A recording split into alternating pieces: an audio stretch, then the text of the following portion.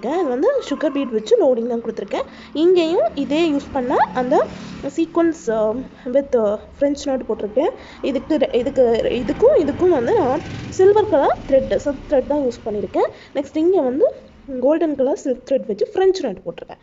So வந்து சூப்பராக இந்த அன்னம் டிசைன் ஒரு பீகாக் டிசைன் வந்து ரெடி ஆயிடுச்சு. நெக்ஸ்ட் இந்த லைன்ஸ்க்கு என்ன பண்ணலாம் அப்படிங்கிறத பார்த்துடலாம். பார்த்தீங்கன்னா தெரியும், ஒரு 3 லைனுக்கு தான் முடிச்சிருக்கேன். அதுவே ரொம்ப க்யூட்டாக இருக்குது, எனக்கு ரொம்ப பிடிச்சிருக்கு. பாருங்கள், ஃபஸ்ட்டு வந்து ஒரு 4 நம்பர் பீடு, நெக்ஸ்ட்டு ஒரு செயின் கொடுத்துட்டு அதுக்கப்புறமா வந்து ஒரு சுகர் பீடு, அதுக்கப்புறமா வந்து ஒரு செயின் கொடுத்துட்டு அதுக்கப்புறமா ஒரு 4 பீடு அப்படி தான் கொடுத்துருக்கேன். A1 சரி த்ரெட் தான் யூஸ் பண்ணி இதை ஃபுல்லுமே ஸ்டிச் பண்ணியிருக்கேன். ஸோ வந்து கொஞ்சம் டைம் ஆகிறது மாதிரி இருக்குது, பட் ஒர்க்கு சூப்பராக இருக்கும்.